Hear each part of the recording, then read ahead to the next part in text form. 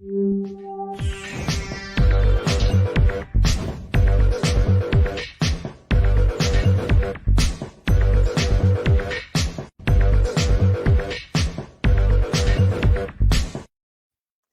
everybody, welcome to the show. You know where you are, the 9 at 9 with me, Tigo. Now before we get into the show, you probably noticed when we come in out of the credits, we're dancing because we're watching the opening credits too. So it's like the beat gets with me and then you think I've absolutely lost my mind, which is probably true.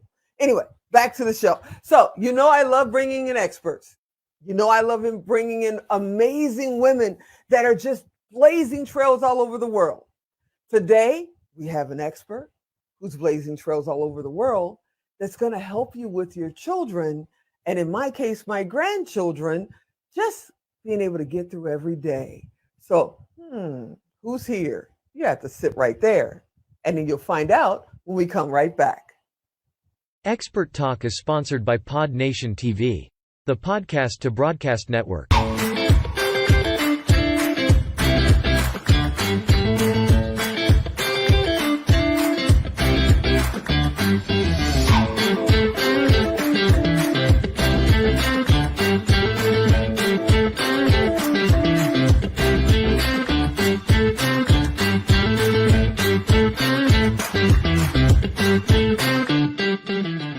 All right, welcome back. Yep, you heard me right. She is an amazing woman. She's also an amazing speaker, TEDx 3 times. She's CEO of Conscious Parenting Revolution, and she's here to kind of get me in line so I can connect better with my grandchildren. That's right, Katherine Sellery is here. Hey, Katherine, what's happening? Hey, it's so great to be here with you, T. I always love this.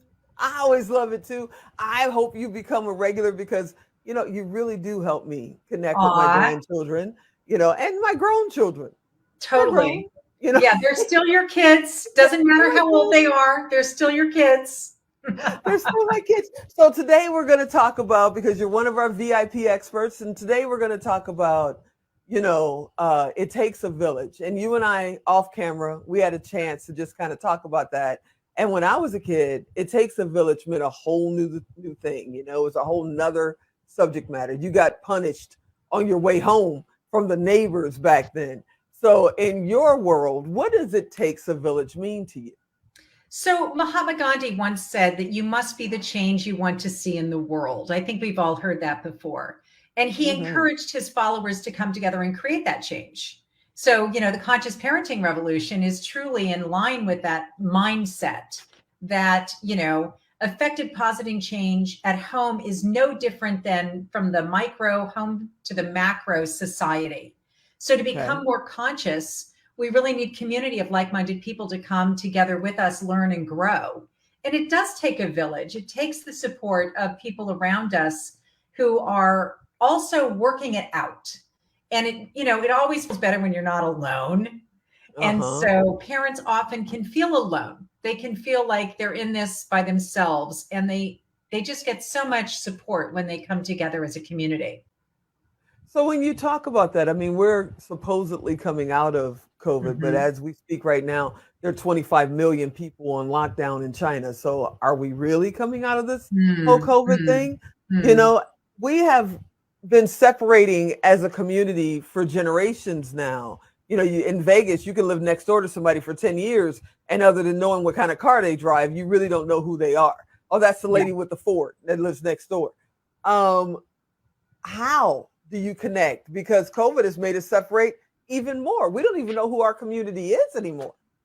You know, that's really true. I mean, but on the other hand, what COVID has done is it's provided us with, you know, this sort of Zoom experience where we connect by sitting in my living room and you sitting in your living room.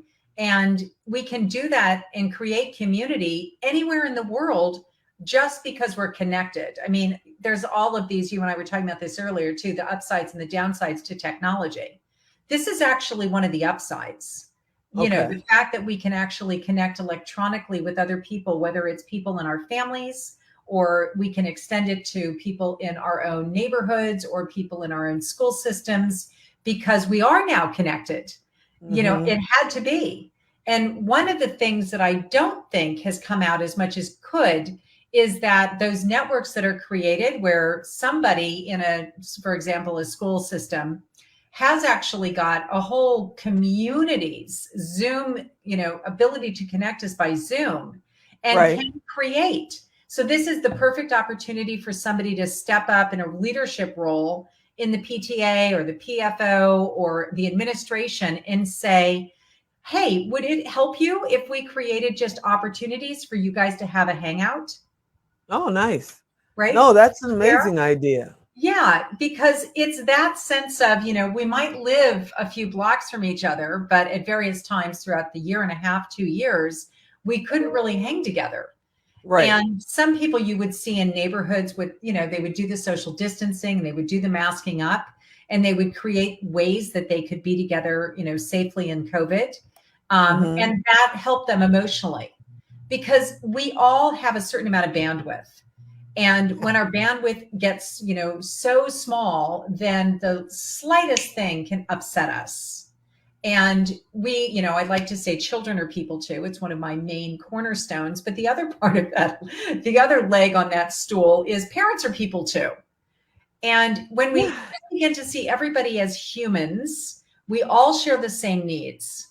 And we all have the ability to some extent to meet our needs.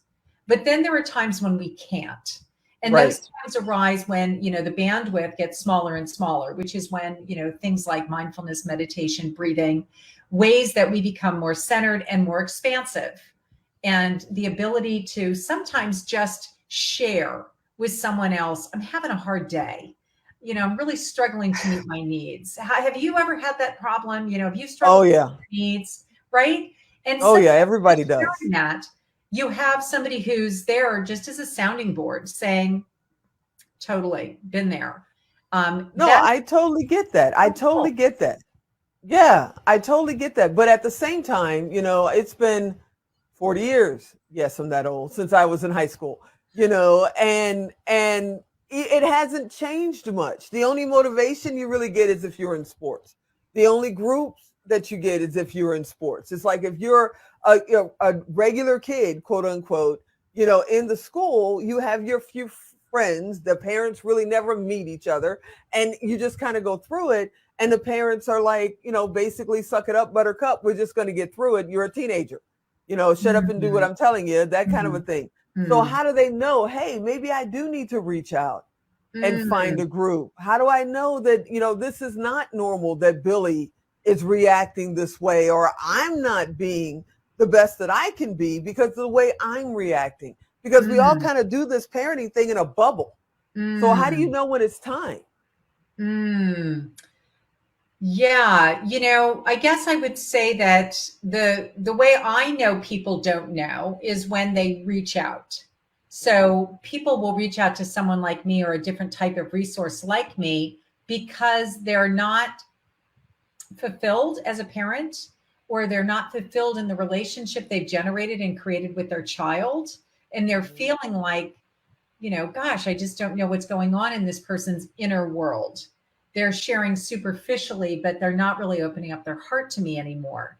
And we Mhm. didn't create families to have distance between us. We created families, I think, for warmth and, closeness and giggles and joy. And there's just nothing like having a family.